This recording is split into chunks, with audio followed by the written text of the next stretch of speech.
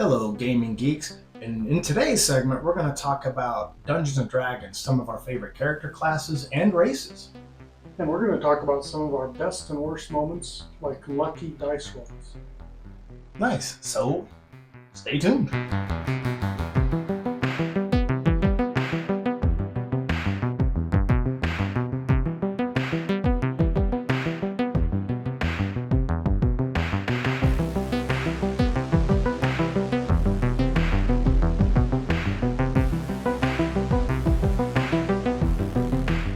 Yeah, you wanted to do a Dungeons and Dragons segment for a while, bud.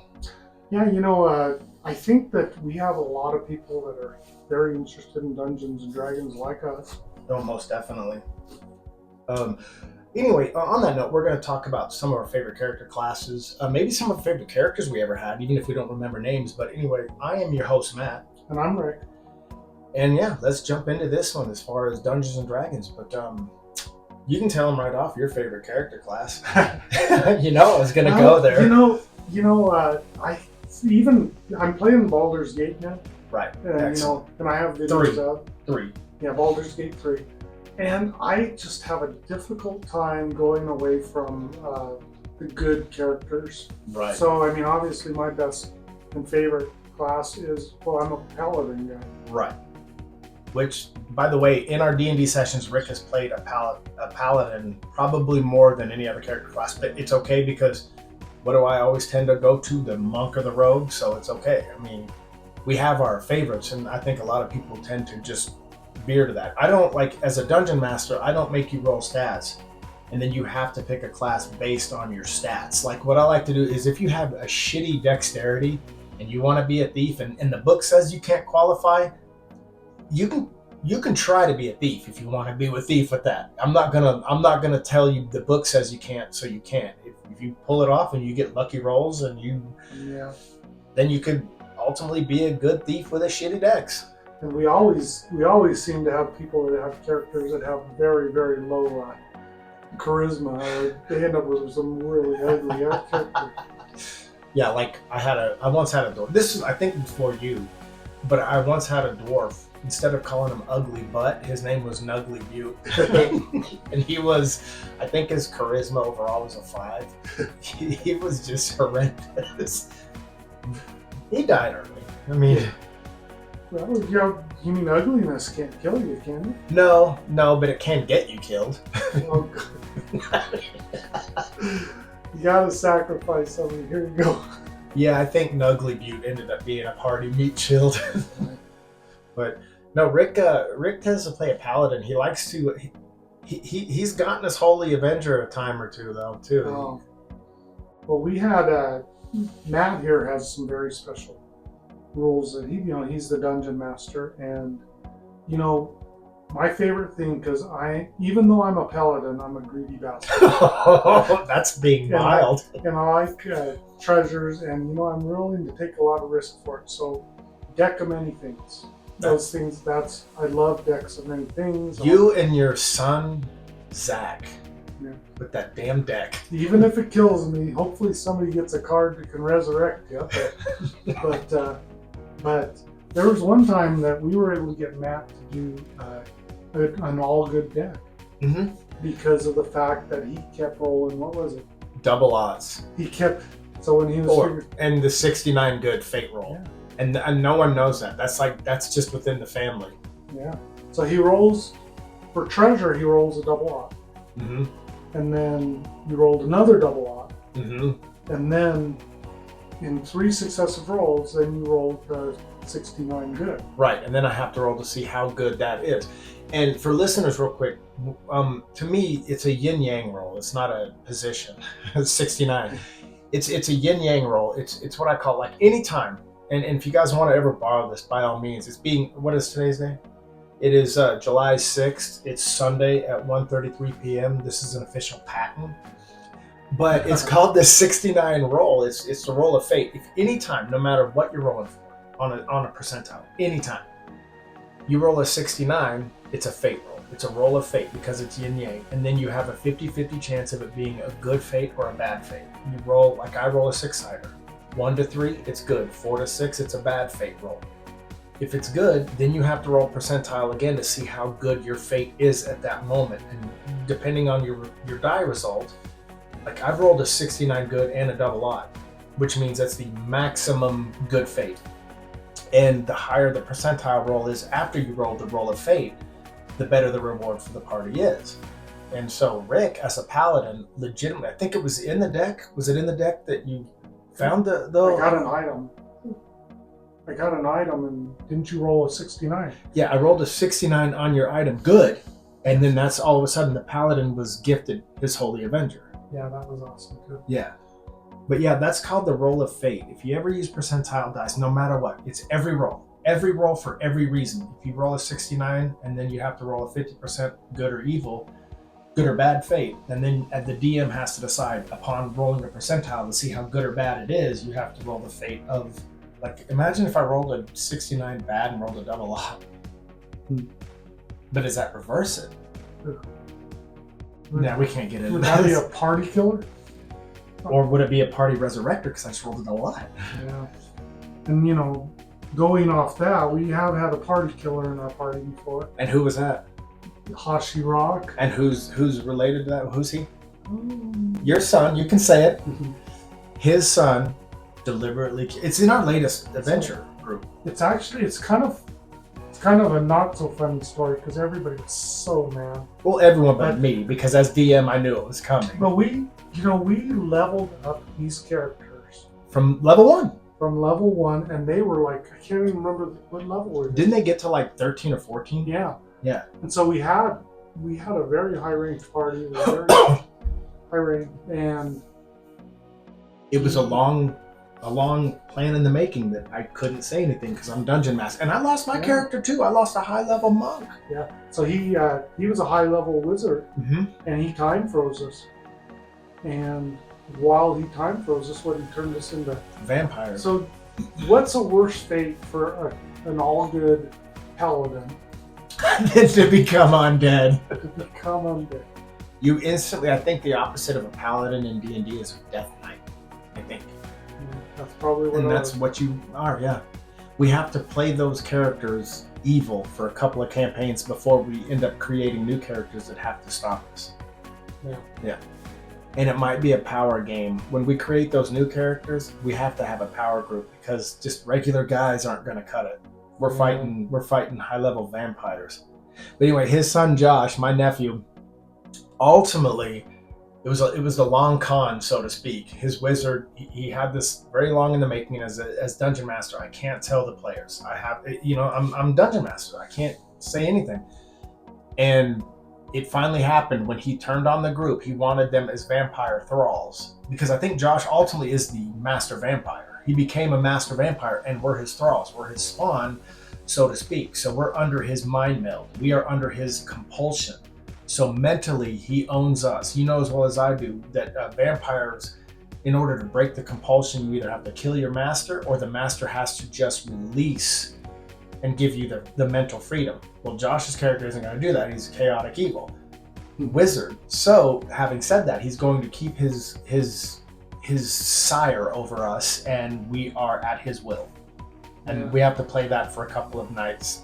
I've never seen so many people so emotional about a game. Yes, but they lost people they were heavily invested in. Like Mandy was I think she was a high-level rogue.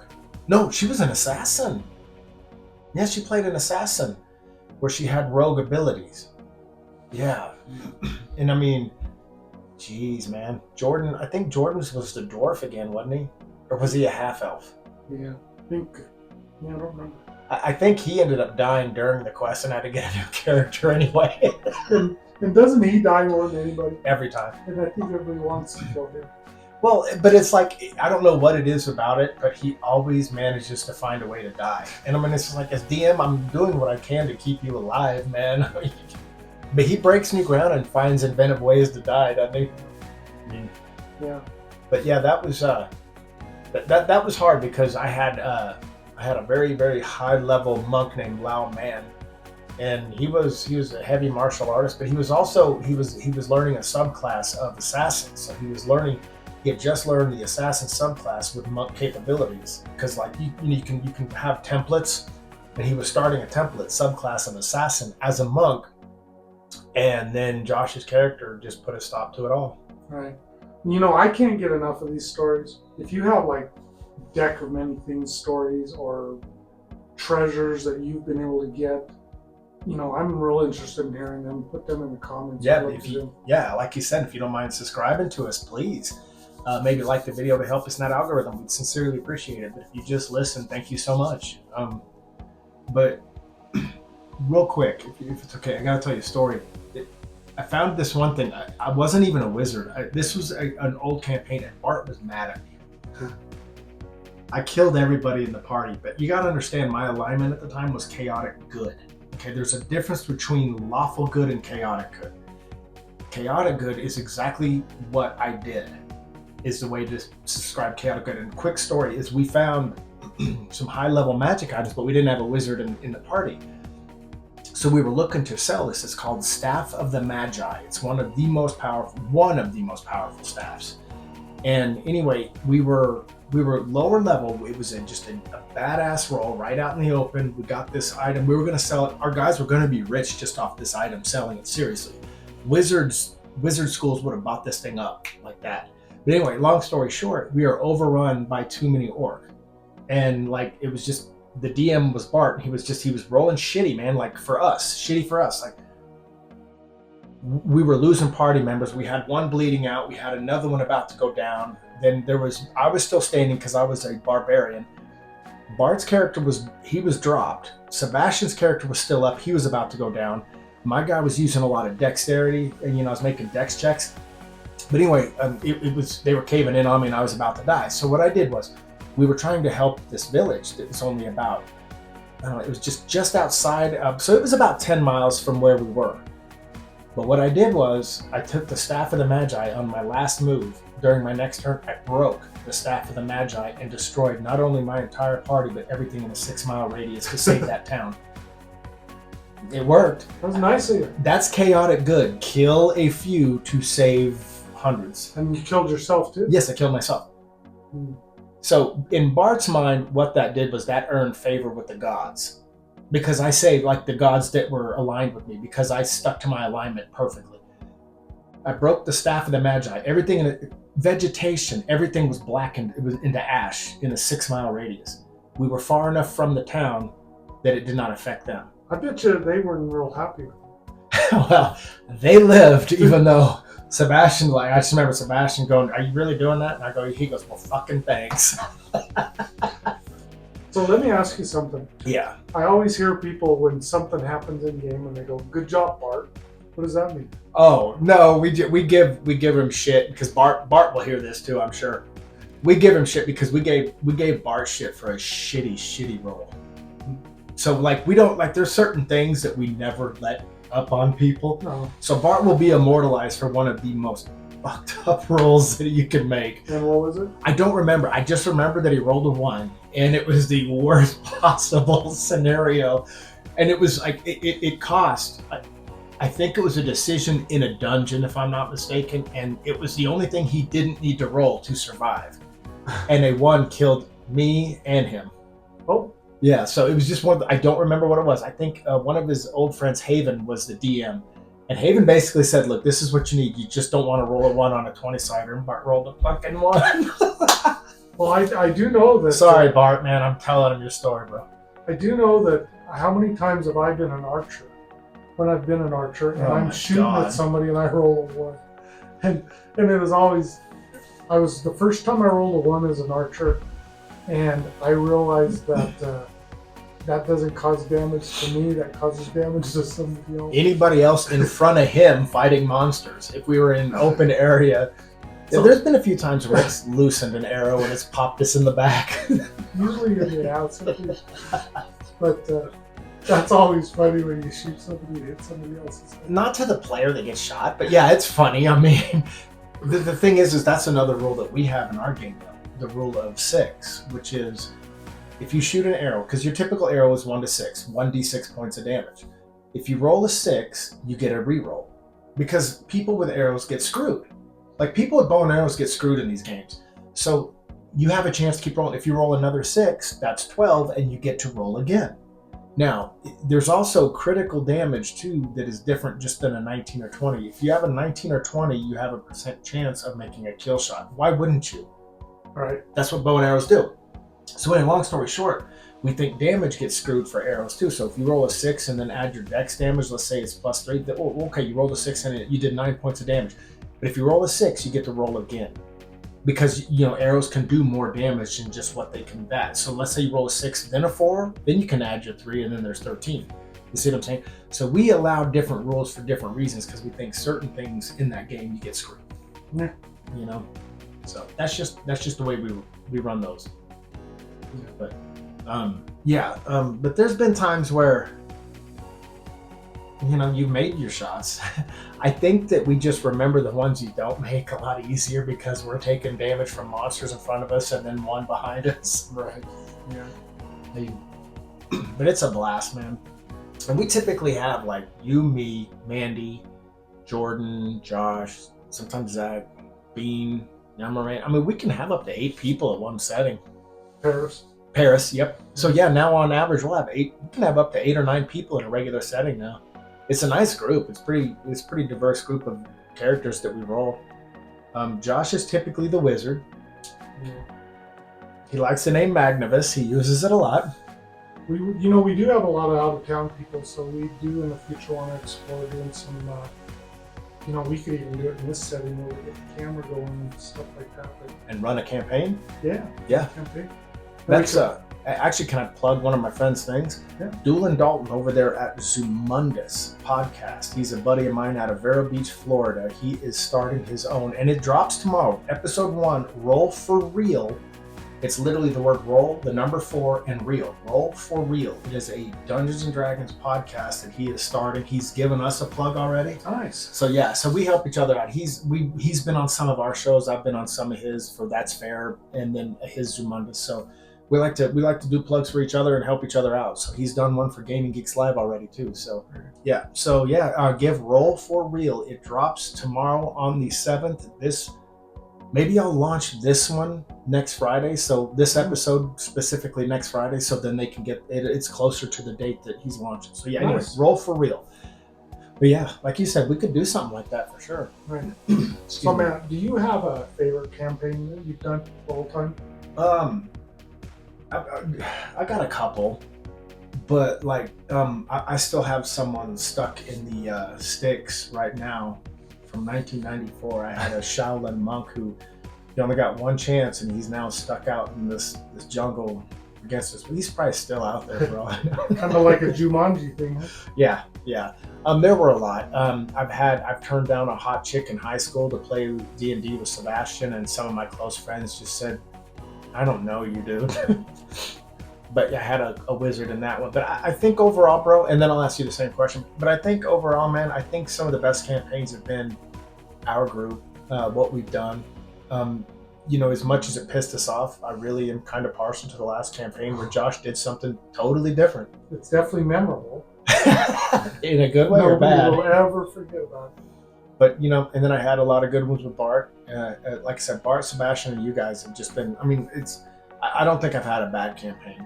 So I didn't start playing D&D until the first time I started playing with you guys. Right. I don't know how long ago that was. Probably the early 2000s. Yeah. So yeah, I'm definitely a noob in this kind of thing. But you played first edition. You've played first and second edition. You played 3.5 with a little bit of 5th edition. So yeah, you've been seasoned enough. You know the rules enough. You can sit there and open a book and you know exactly what you're looking for, and you know how to. I still need help doing all the stuff to begin, so I'm still. Well, like skills are kind of tough when you get to you have what are called acquired ranks, and then you get to put so many, and then you add your Right. ability bonuses and stuff. But what do you have a specific campaign that you remember that sticks out the most? No. I can let you close this one out. Yeah, I don't recall anything right now. And it's kind of hard because there's so many. I remember the dungeons, and of course I remember the decks. Yeah. And I remember people dying. Why is it that Josh and I tend to survive more than anybody? I don't know. And Well, and the people other thing think the about DM's cheating. and the other thing about I'm gonna throw Jordan under a bus, but he tends to be late, and sometimes we play out his character. And I think there's been at least a couple campaigns where he's died and hasn't even been there. Well, I mean, and then I won't say what I say whenever we're keeping watch at night. And Jordan's, you know where I'm going, right? Yeah. So if you're having people caretaker your characters, and they die, you know it's probably because they threw you to the wolves. Well, I mean, show up on time next time then. But anyway, man, we can close it out. That's about our normal mark, brother. But all right, well, thanks for listening. If you guys have got, like he said, if you guys have any good stories, man, share it in the comment section. We'd love to hear it. And also, if you have any topics you want us to cover, D&D, gaming, movies, books, anything that is considered geek, throw it in the comments. That'll give us ideas on things to talk to. We'll definitely do it. Absolutely, and I forgot the name, but thank the person who commented in this and gave us some tips on the video. So, anyway, on that note, brother, I'm outro. You too.